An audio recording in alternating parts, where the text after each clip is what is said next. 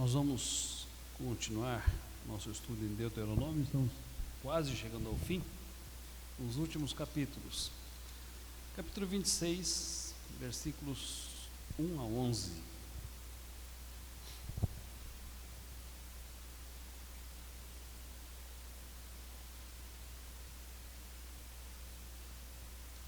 Deuteronômio 26, 1 a 11. Ao entrares na terra que o Senhor teu Deus te dá por herança, ao possuí-la e nela habitares, tomarás das primícias de todos os frutos do solo que recolheres da terra que te dá o Senhor teu Deus, e os porás num cesto, e irás ao lugar que o Senhor teu Deus escolher, para ali fazer habitar o seu nome. Virás ao que naqueles dias for sacerdote, e lhe dirás: hoje declaro ao Senhor teu Deus que entrei na terra que o Senhor sob juramento prometeu dar a nossos pais. O sacerdote tomará o cesto da tua mão e o porá diante do altar do Senhor teu Deus. Então testificarás perante o Senhor teu Deus e dirás: Arameu prestes a perecer foi meu pai, e desceu para o Egito, e ali viveu como estrangeiro com pouca gente, e ali veio a ser nação grande, forte e numerosa. Mas os egípcios nos maltrataram e afligiram e nos impuseram dura servidão. Clamamos ao Senhor, Deus de nossos pais, e o Senhor ouviu a nossa voz e atentou para a nossa angústia, para o nosso trabalho e para a nossa opressão. E o Senhor nos tirou do Egito com poderosa mão e com braço estendido, e com grande espanto, e com grandes sinais, e com milagres. E nos trouxe a este lugar, e nos deu esta terra que mana leite e mel. Eis que agora trago as primícias dos frutos da terra, que tu, ó Senhor, me deste. Então as porás perante o Senhor teu Deus, e te prostrarás perante ele. Alegrar-te-ás por todo o bem que o Senhor teu Deus te tem dado a ti e a tua casa, tu e o levita e o estrangeiro que está no meio de ti. Vamos orar. Ó Deus, te damos graças porque estamos na tua casa para juntos estudarmos a tua palavra. Já pudemos juntos te bendizer, te adorar e nos alegrarmos na tua presença, ó Deus. E agora pedimos que o Senhor nos ilumine para que compreendamos esta porção das Sagradas Escrituras, que através dela sejamos ensinados, ó Deus, consolados, confortados e também exortados. Pedimos em nome de Jesus. Amém. Nosso tema hoje é 6 atitudes de um povo redimido. Vamos conservar a Bíblia aberta nesse capítulo. Nós estudamos no domingo próximo passado, no livro de Romanos, capítulo 12, versículo 11, 3 coisas, 3 atitudes que nós como cristãos devemos manifestar. No zelo não sermos remissos, sermos fervorosos de espírito e servirmos ao Senhor. Podemos observar que na igreja contemporânea, na igreja dos nossos dias, estas virtudes não têm encontrado sua plena expressão. E fica a pergunta: como reativar ou como reavivar estas coisas? Este presente estudo, ele vem de encontro ao estudo que nós fizemos no domingo próximo passado. E ele mostra aqui alguns passos ou algumas atitudes do povo redimido, que se vividas, certamente farão com que nós sejamos mais zelosos, mais fervorosos, e que sirvamos melhor ao nosso Senhor. Vamos ver então 6 atitudes de um povo redimido. O povo de Israel, queridos, era este povo redimido.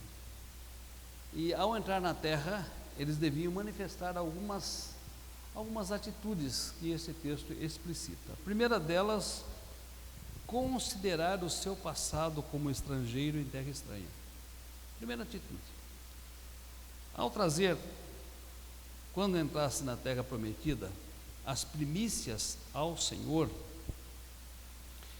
eles deviam declarar diante do Senhor o seguinte: Senhor, a tua promessa foi cumprida. Entramos na terra que o Senhor prometeu nos dar. através dos nossos pais, Abraão, Isaque e Jacó. O versículo 5 diz exatamente isto: testificarás perante ao Senhor teu Deus. Arameu, prestes a perecer, foi meu pai, e desceu para o Egito, e ali viveu como estrangeiro com pouca gente, e ali veio a ser nação grande, forte e numerosa. Esse era o passado dos israelitas. Eles deveriam considerar o seu passado. Por que eles deveriam considerar o seu passado? E porque isso, de certa forma, reaviva em nós o zelo, o fervor e o serviço que devemos prestar a Deus. Porque, meus irmãos, nós precisamos ter em mente que, não fosse Deus, o nosso passado seria um passado de escravidão. Nós éramos escravos, escravos do diabo, escravos desse mundo, escravos de nós mesmos. Nós estávamos num estado em que a Bíblia descreve como estado de morte. Só somos o que somos, redimidos por Deus, porque Ele nos deu vida quando nós estávamos mortos nos nossos delitos e pecados. Porque Ele nos tirou das trevas para a sua maravilhosa luz. A Bíblia diz que Ele nos tirou do império das trevas para o reino da sua maravilhosa luz. Isso é verdade para conosco, isso é verdade para com os israelitas. Não fosse a ação de Deus, eles eram arameus prestes a perecer, eles ainda continuariam sendo escravos no Egito, oprimidos por aqueles que os subjugavam. E é interessante pensar que a Bíblia, em diversas ocasiões, antes de recomendar aquilo que devemos fazer, ela nos convida a olhar para aquilo que Deus fez. Note, os irmãos, que isso está presente nesse texto, quando eles são convidados a declarar perante o sacerdote: nós éramos pessoas prestes a perecer, nós éramos estrangeiros lá no Egito, nós éramos escravos. Agora note, os irmãos, está presente no preâmbulo da lei, em Êxodo capítulo 20, versículo 1, antes de Deus dizer o que Ele requeria do povo, há uma afirmação que eu não sei se os irmãos prestaram atenção, mas ela diz assim: eu sou o Senhor que te tirei da terra do Egito. Por que essa afirmação? Para que eles entendessem que a obediência à lei, aos 10 mandamentos, era uma resposta à ação redentiva de Deus, era uma resposta ao amor de Deus, era uma resposta à misericórdia de Deus. Eles deveriam obedecer, sim, e nós somos convidados a obedecer também, como resposta aos atos redentores de Deus.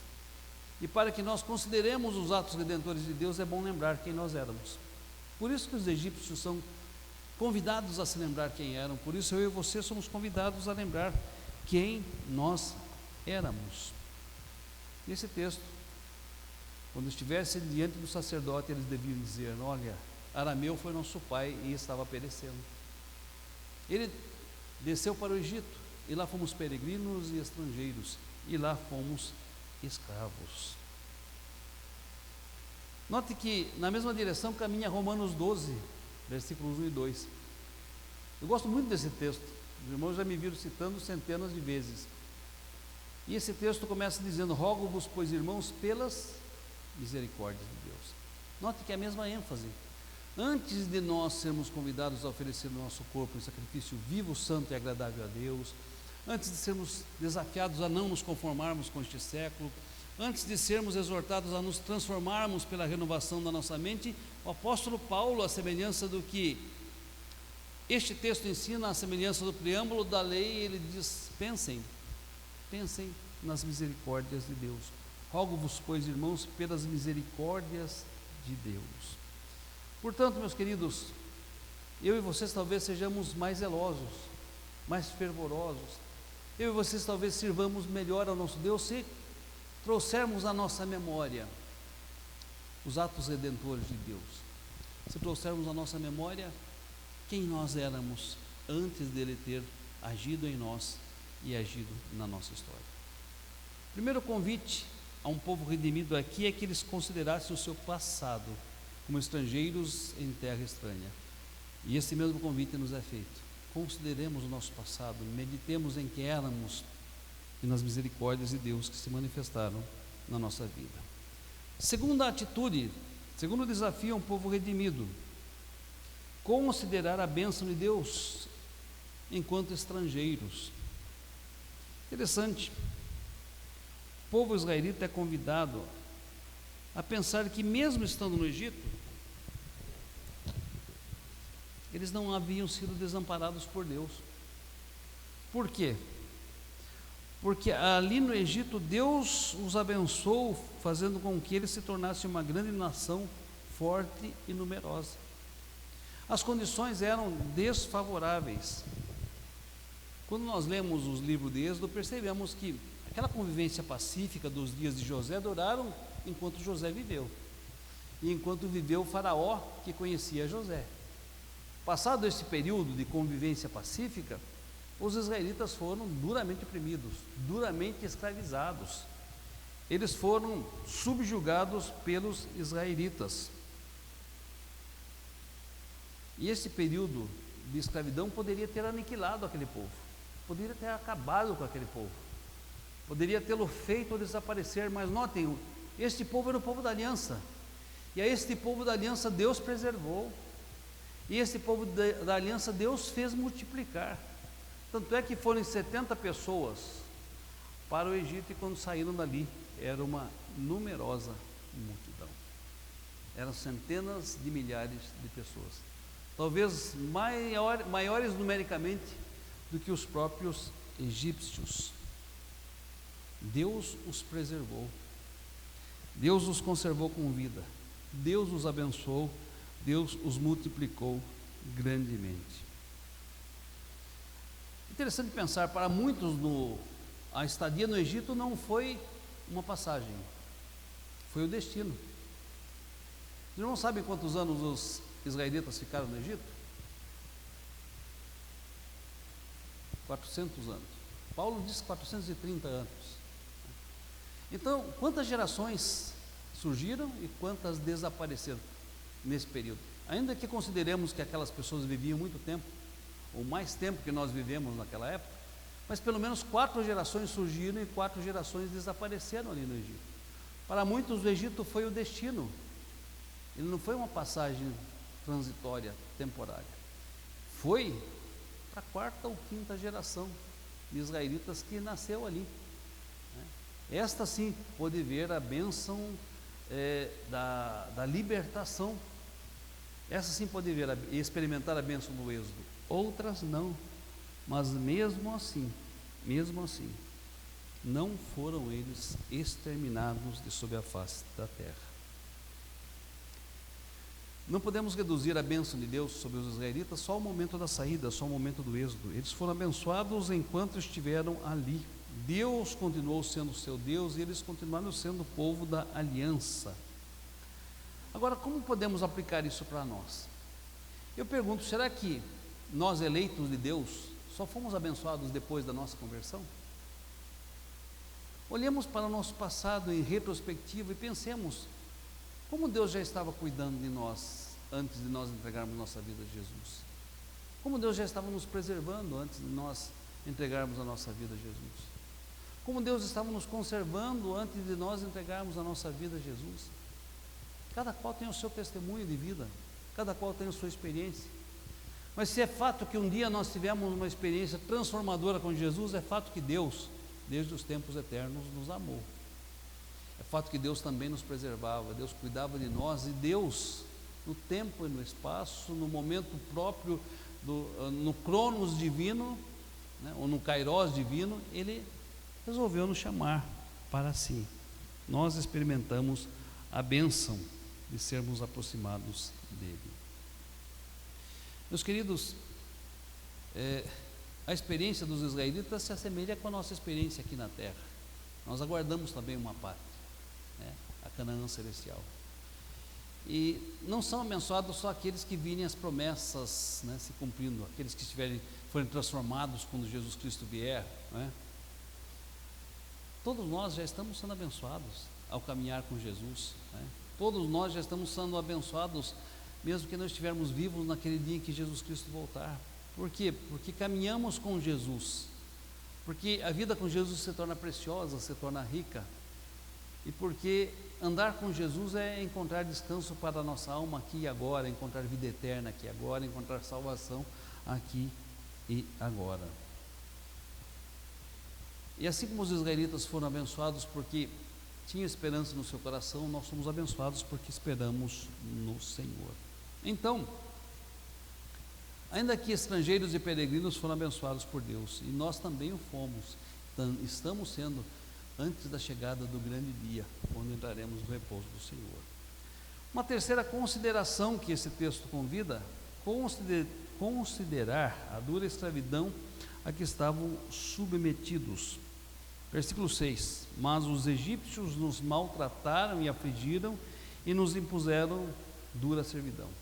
Interessante, né? Eles, ao trazer as primícias quando entrassem na terra, ao apresentá-las diante do sacerdote, tinham que declarar isso ao sacerdote: olha, nós fomos oprimidos, nós fomos escravizados, os egípcios quase que acabaram conosco, não fosse a providência de Deus. Eles nos maltrataram, nos afligiram, nos impuseram dura servidão. Alguém pode pensar, isso era para ser esquecido. Por que relembrar? Por que relembrar? Meus amados, a gente nunca pode esquecer que somos o que somos pela graça de Deus e pelas misericórdias do Senhor. Eles deveriam considerar o seu antigo estado para que pudessem melhor avaliar, apreciar e demonstrar gratidão pelo seu novo estado. Lá em Deuteronômio capítulo 8, os israelitas são exortados, quando entrassem na terra, a não dizer: olha, foi pelo meu poder, foi pela minha força que eu entrei na terra. Eles não entraram pelo seu poder, não entraram pela sua força, eles saíram do Egito, caminharam pelo deserto e entraram na terra pela misericórdia e graça de Deus. Interessante nós pensarmos numa coisa: a trajetória dos israelitas no deserto deixou claro que nem sempre eles tiveram em mente que eles estavam sendo amargurados lá no Egito. Nem sempre eles tinham claro que a sua situação lá era uma situação de miséria. Os irmãos se lembram que, diante das dificuldades, eles tinham assim algumas falas muito estranhas e umas atitudes muito bizarras. Por exemplo, quando se viram lá diante do mar, o que eles disseram ao clamar contra Moisés? Poxa, era melhor termos deixado no Egito, né? Era melhor termos deixado no Egito do que nos trazer aqui para morrermos no deserto. Em um determinado momento tiveram desejo de comer carne e já voltaram seus olhos ao Egito. Lá tínhamos pepinos, tínhamos melões, né? De outra feita se enjoaram do maná, disseram que o maná era fastidioso, né? E que eles preferiam as comidas do Egito. Eu fico pensando, como é que alguém pode preferir, né, o contexto e o ambiente onde eles eram escravos, onde eles eram oprimidos, onde eles eram angustiados. Então o convite aqui que é feito é que eles considerassem esse seu passado de miséria, esse seu passado de opressão, esse seu passado de angústia, para que pudessem apreciar o novo estado na terra prometida. Eu acho que muitas vezes os israelitas ignoravam que eles estavam caminhando rumo à terra prometida, num lugar de delícias, num lugar que manava leite e mel. Muitas vezes, né? E sentiam saudades do Egito. Sentir saudade da antiga vida é um sério problema. Agora eu pergunto, será que só os egípcios estavam sujeitos a isso? Eu já vi muita gente dizendo: nossa, parece que quando eu não era crente as coisas eram mais fáceis. Já viram? Nossa, parece que quando eu não servia a Jesus era muito melhor. Não são só os egípcios que sentem saudades, né, do Egito. Não são só os israelitas que sentem saudades do Egito. Às vezes as pessoas se comparam a nova vida com a antiga vida e dizem: parece que está pior hoje, né? Parece que está pior hoje. Queridos, às vezes nós perdemos de vista as promessas de Deus também. Nós murmuramos diante de problemas e dificuldades, sem entender que estas fazem parte do processo de transformação, de santificação, a que devemos ser submetidos enquanto nós caminhamos. Muitas vezes, ao enfrentar estes problemas, essas dificuldades, nós fazemos essas comparações grotescas também. Olha, parece que era melhor quando eu não servia a Deus, estou servindo a Deus e parece que a coisa está pior agora, né? Estou tendo dificuldades tamanhas, e alguém pode dizer, que me adianta servir a Deus desse jeito? Infelizmente, o ser humano é assim, e nem sempre ele avalia quem ele é, nem sempre ele se lembra, né, das coisas ruins que os oprimiam, que os escravizavam, né, que os angustiavam, quando passa por alguma dificuldade. Por isso, os israelitas deveriam considerar a dura escravidão, se lembrar dela, mas não com saudades. Por quê? Para que pudessem avaliar a sua estada e o seu estado na terra prometida. Nós também devemos lembrar quem éramos antes de sermos redimidos por Deus, quem éramos antes de sermos transformados por Deus. É bom que consideremos que nós estávamos mortos em nossos delitos e pecados, destinados ao inferno, e agora fomos redimidos, e apesar das tribulações, das dificuldades, dos problemas, nós estamos sendo transformados enquanto caminhamos, e o nosso destino é a glória. Se nós fizermos isto, eu creio que recuperaremos o zelo que devemos mostrar, o fervor que devemos mostrar, o serviço que devemos prestar ao nosso Deus. A quarta coisa, considerar o seu clamor a Deus e a resposta de Deus em atos redentivos. Versículo 7. Clamamos ao Senhor Deus de nossos pais, e o Senhor ouviu a nossa voz e atentou para a nossa angústia, para o nosso trabalho e para a nossa opressão. Meus amados, o capítulo 1, 2, 3 e 4 de Êxodo mostra justamente essa realidade dos israelitas. Eles estavam sendo oprimidos e assim, oprimidos cada vez mais intensamente. E então eles clamaram ao Senhor quando se viram oprimidos pelos seus exatores. E diz a Bíblia que o seu clamor chegou aos céus. E Deus resolveu visitá-los, cumprindo a promessa feita a Abraão, Isaque e Jacó, de enviar um libertador, de retirá-los dali e de conduzi-los à terra prometida. Eu pergunto, quantos deles se lembravam dessa promessa? A Bíblia nos diz que José se lembrava dessa promessa quando morreu. Os irmãos se lembram disso? Qual a evidência de que José se lembrava de que havia uma promessa?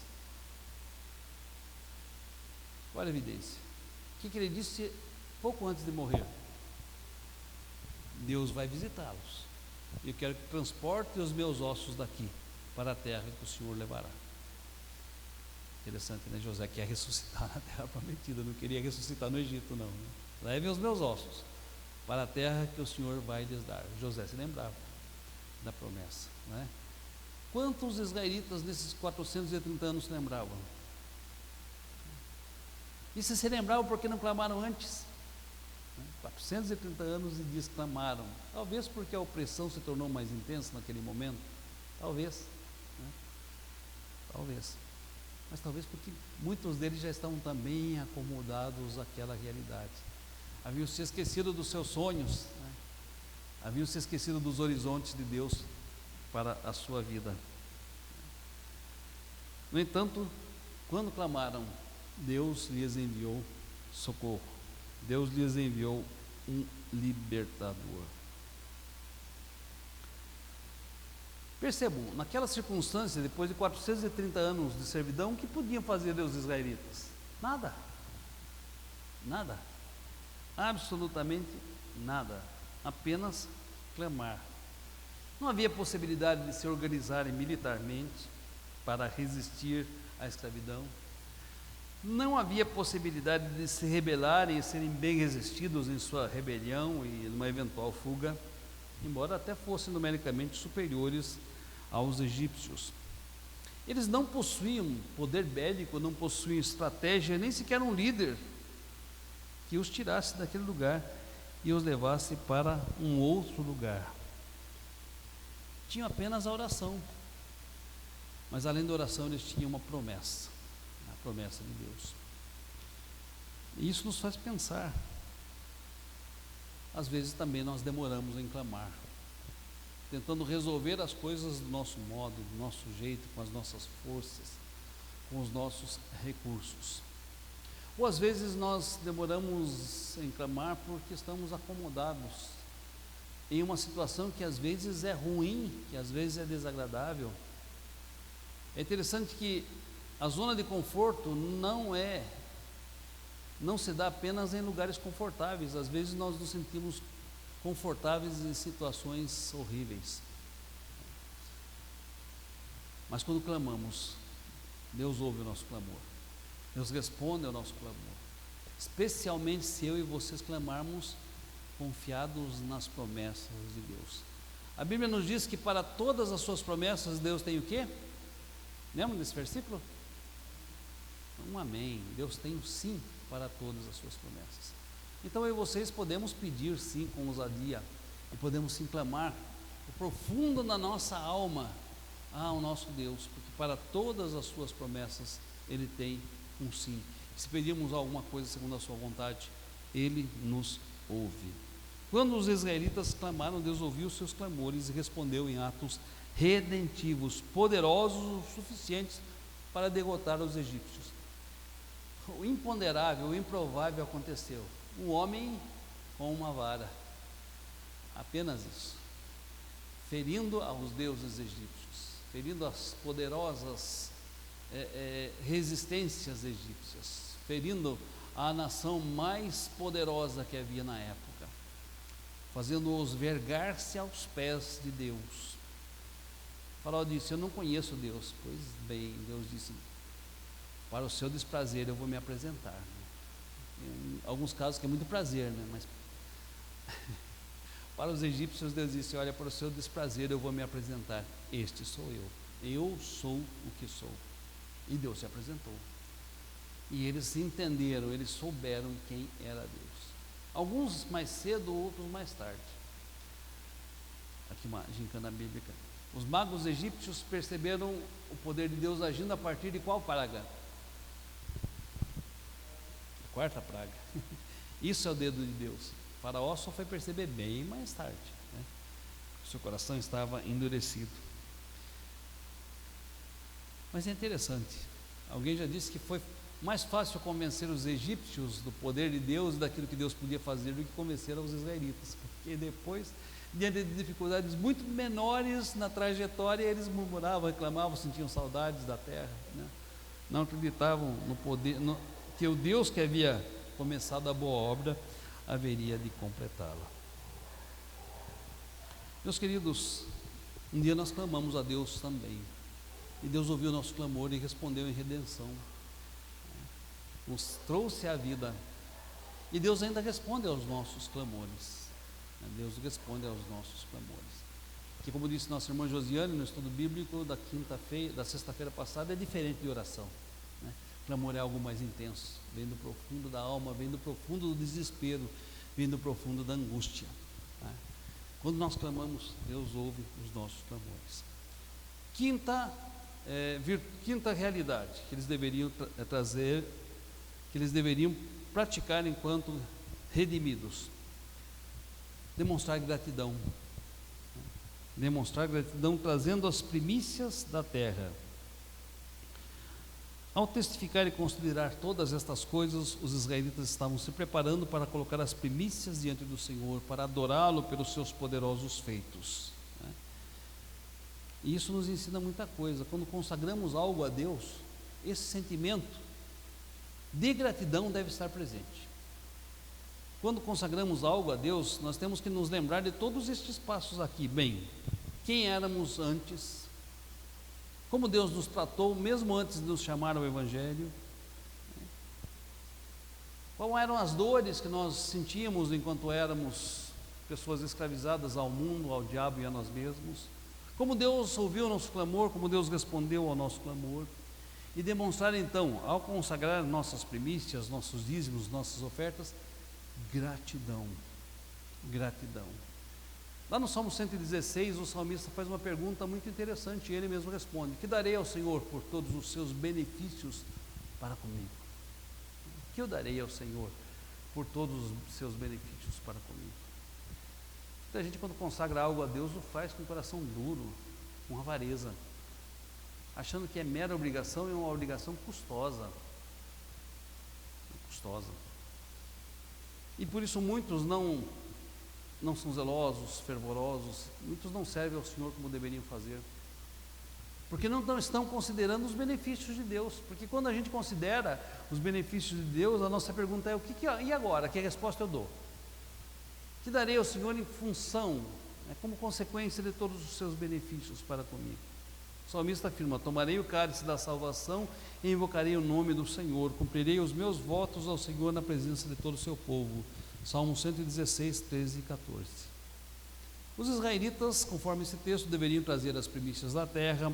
Pouco mais adiante vai dizer que deveriam trazer os seus dízimos ao Senhor, e pouco mais adiante afirma que deveriam cumprir os estatutos e juízos do Senhor e guardá-los de todo o seu coração e de toda a sua alma.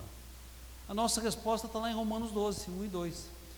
O que deveremos oferecer ao Senhor em função de todas as suas misericórdias e benefícios para conosco? Oferecer o nosso corpo em sacrifício vivo, santo e agradável a Deus, que é o nosso culto racional, não nos conformarmos com este século e transformarmos-nos pela renovação da nossa mente, a fim de experimentar a boa, perfeita e agradável vontade de Deus.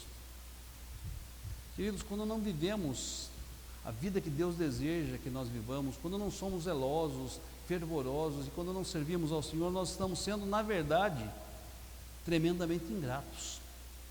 É uma grotesca demonstração de ingratidão em face de todos os benefícios e todas as misericórdias de Deus para conosco. Por isso, um grande desafio para a vida cristã é a gratidão. Cientificamente está comprovado que se alguém elencar por dia 3 motivos de gratidão e expressar gratidão em voz alta de todo o seu coração, o seu dia será muito melhor. Mas será que a gente faz isso? Às vezes a gente acorda reclamando, continua reclamando e depois termina reclamando, quando não traz em meio de tudo isso uma certa murmuração, Às vezes a gente diz: nossa, não vejo a hora de acabar esse dia. Tem dia que não é fácil mesmo, Tem dia que é desafiador. Mas será que são só dificuldades? São só desafios? Ou tem coisa muito boa acontecendo, pela qual nós devemos ser gratos? E se a gente, no momento de fraqueza, não consegue ver isso, vamos pedir ao Espírito Santo que abra nossa mente, o nosso coração, que nos dê sensibilidade para perceber. Tem um videozinho que eu acho muito interessante, um menininho andando numa floresta, ele fala inglês, e aí ele está vendo a floresta, está ouvindo o vento, batendo nas árvores, está ouvindo os pássaros, e dizendo: oh Deus, como isso é lindo, como isso é maravilhoso, como isso é grandioso, meu Deus, Às vezes, como eu disse no estudo passado, falta ponto de exclamação na nossa vida, Meu Deus, como o Senhor é maravilhoso, meu Deus, como o Senhor é grandioso, como o Senhor é provedor, como o Senhor é um Deus que nos sustenta, como o Senhor é um Deus que está cuidando de nós. Meu Deus, como é bom saber que o Senhor está cuidando da minha vida e até dessas circunstâncias que eu não estou entendendo, que eu não estou compreendendo, que eu não estou conseguindo digerir. Obrigado, Deus, porque eu sei que o Senhor está cuidando e há um propósito nisso tudo. Que é um desafio, A gente fazer isso no momento da dor é um desafio. Dizer lá quando nós estamos nos despedindo de alguém muito querido: Deus deu, Deus o tomou, louvado seja o Senhor por isso. Não é fácil. Mas, meus queridos, é o desafio da gratidão por tudo. E se isso estiver presente no nosso coração, pode ter certeza que o resto vai ser fácil. Vai ser fácil nós cumprirmos nossos votos ao Senhor, Vai ser fácil se nós oferecermos o nosso corpo em sacrifício vivo, santo, agradável a Deus. Vai ser fácil não tomar a forma desse mundo. Vai ser fácil renovar a nossa mente. Vai ser fácil. Então, a gente precisa resgatar essa dimensão da gratidão. Por mais difícil que tenha sido o dia, escolha 3 motivos para agradecer. Comece o dia agradecendo, termine o dia agradecendo. Eu tenho certeza de que a vida será melhor. O dia será melhor. Nós estaremos menos propensos à ansiedade na nossa vida. E um outro elemento, última atitude do redimido, é alegrar-se pelos benefícios concedidos pelo Senhor. O último versículo 11 diz: alegrar-te-ás por todo o bem que o Senhor teu Deus tem dado a ti e a tua casa, tu, o levita e o estrangeiro que está no meio de ti. Até quem não era israelita tinha que ser contagiado pela alegria, né? O levita, o estrangeiro que estava no meio deles devia, ser contaminado pela alegria que os israelitas deveriam demonstrar, né? E essa é uma virtude. Essas 2 últimas são atitudes que se relacionam com as anteriores. Se eu considero o meu passado, se eu considero o cuidado de Deus na minha vida, porque Ele me escolheu antes da fundação do mundo, se eu considero que um dia eu clamei e Deus ouviu o meu clamor, se eu considero que Deus me deu vida enquanto eu estava morto no meu delito e pecado, com certeza eu ofereço a Ele tudo que eu tenho, né? Ofereço a Ele as primícias do que eu tenho.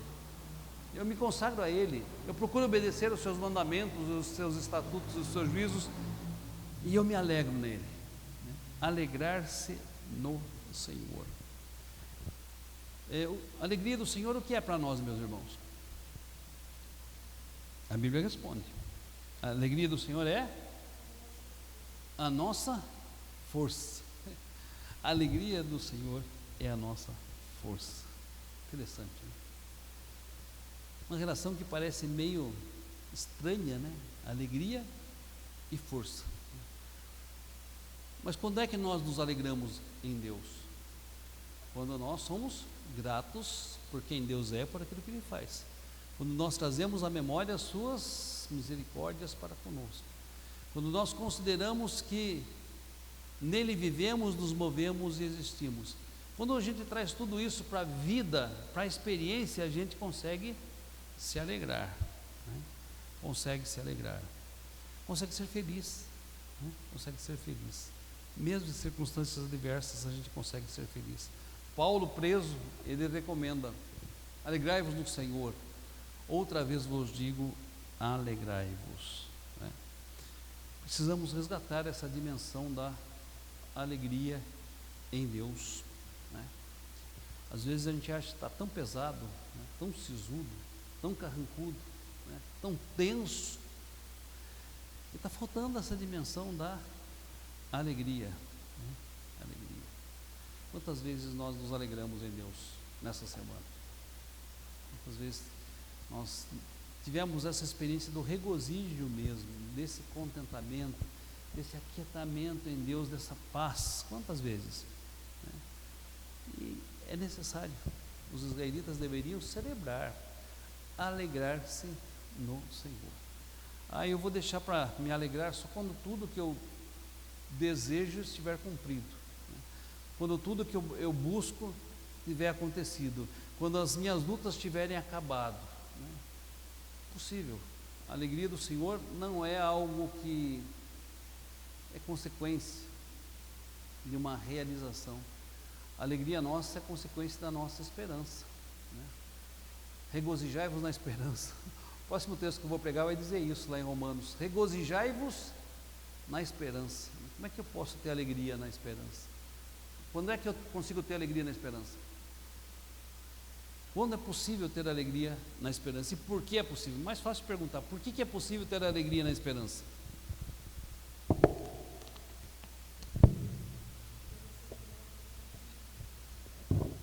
Certo. Ela se renova cada manhã. Mas se for uma esperança vã, Fernando? Se for uma esperança que vai se frustrar, né?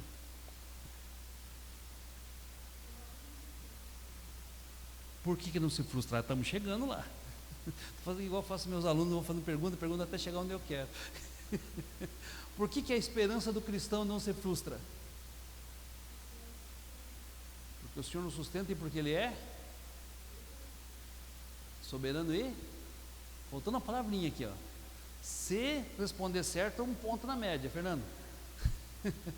Porque Deus é Senhor. Tá? Ele é Senhor, soberano, mas está faltando a palavrinha. Quem ajuda a coleguinha de sala aqui para ganhar um ponto também junto?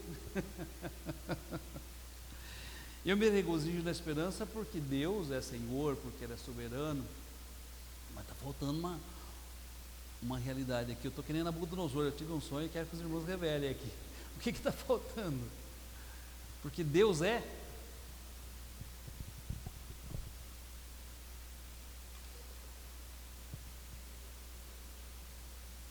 Está faltando aí.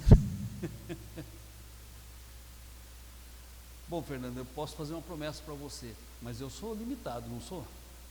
De repente eu não consigo cumprir a promessa que eu fiz, né? Deus é limitado? Não, você já falou que Ele é soberano e Ele é Senhor. Então,